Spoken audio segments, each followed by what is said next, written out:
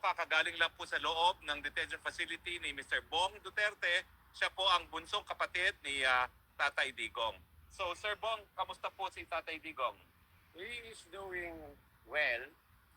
Medyo malungkot lang because he cannot kwan yung sa outside world talaga ano nangyayari. So I have to brief him about the election, the outcome of the election, both the local and the national.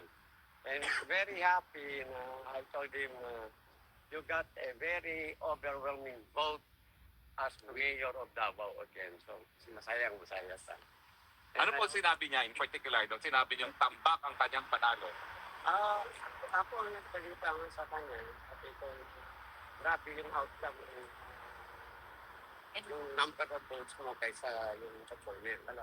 At saka, pang Vice Mayor Basteren, including si Congressman Pulong, and yung anak niya si Omar, also won the congressional seat, 2nd District.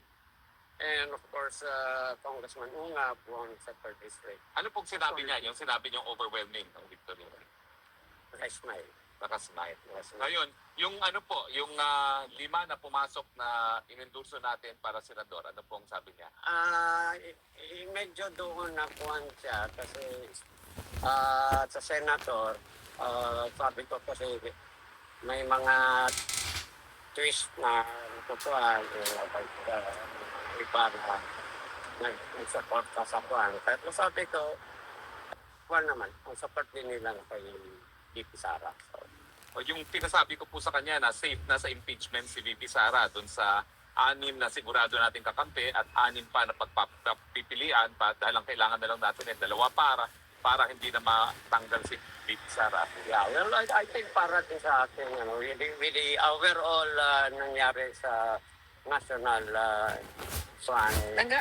alos natanggal yung mga alam na yung sa Congress. Mga buwisit, mga Hawad Committee. So I think yung mga opposition ng iba, I think they will think about time. Kung ano yung noon, it cannot go that way. So there's a big chance ang support this Sara. Nasabi niyo ba ho na yung abante na nagpapanggap na anak ng Diyos ay natalo? Nasabi niyo sa kanya na natalo si Abante? Ano sabi niya? Ikinuto ko kay PRRD lang, sabi ko, lahat yung mga yung hinarap mo sa Quadcom, sabi ko walang lumusot. Sabi na gano'n ba? Tawa siya ng tawa. So high spirit siya dahil doon sa resulta ng eleksyon. Oo.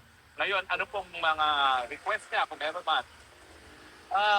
Okay, ang sabi niya sa akin, paglabas ko daw. Again and again, would like to thank all those who supported him, moral support, all yung lahat na dito na, because I told him na merong mga tao sa park, nag-contact ko. Sabi niya, ganun pa.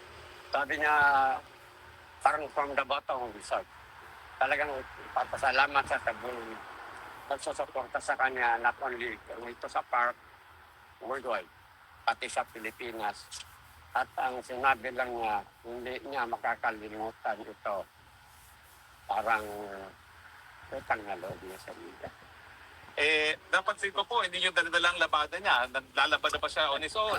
Kinuhaan ko sabi ko sa guard na nagbabantay, sabi ko, I'm here to get his laundry, pero parang sinabi mo lang, laundry.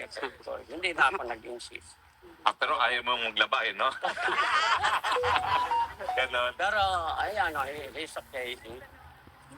I spirit. Sir, can we ask question as well? Yes, now, please, Sir, questions. Is Mayor Duterte aware na nananalo talaga yung dear friend niya na now Senator Attorney Rodante Marcoleta? Yes, I give him all the, because hindi na natin masabi na, kasi hindi pa ito official. But I told him na yung, the counting went, more or less ganito na lumusot. So, in a way, masaya. Masaya talaga. Lalo na sa Davao na lahat ng kuha niya lumusot.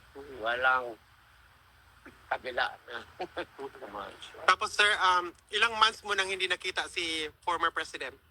Ako, Yes po. since pagpunta nila sa Hong Kong, Okay.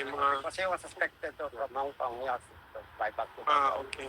Sir, can you also ask what your feelings were nung nakita mo for the first time, si PRRD, ay Mayor Duterte? Mayor na talaga siya ngayon. Yes. Kwanza, I mean, he's a little bit detached kasi nga sa set, wala siyang kung sa outside world. So, kailangan pag nandiyan, whoever will be sinong susunod, we have to brief him ano nangyayari sa outside world. Kasi sinabi ko, pwede ka ba may cellphone? Sabi ko, pwede kita bilhin. Bawal. So, Talaga. wala, isolated siya. But yet, kung kwentuhan mo na siya, magpuan mo. How about you, sir, personally? Meron ka bang special emotions or feelings na nung nakita mo siya? Ako? Of course, yeah. Pero, ang kaso na, we will leave it to the lawyer. Sir, masaya naman si tatay sa good news na mga pinag-ano mo, sir. Mga good news na hinatid mo today. Masaya si tatay. Oo, masaya. Nagkakos dito, sir. Pakita nga niya sa akin. Inasahan ka ba niya? Nasabi ba ni Kong Pulong na kayong papalit? Yeah. Actually, before pa, nagkwento na kanunod ko lang. Kasi nga, because, the election. So they have to go back, pag-usapan na for the meantime, na busy sila sa nila. So it's my time to watch over him. So siguro, kung whoever comes here na, si Pulong ba, o si Sara, o sino sa mga anak na, ako naman. Oo. Meron ba kayong estimated time na pagbalik niyo sa Pilipinas or estimated na may papalit sa inyo rito? Antayin namin sino mga anak na papalit. And then from there, kasi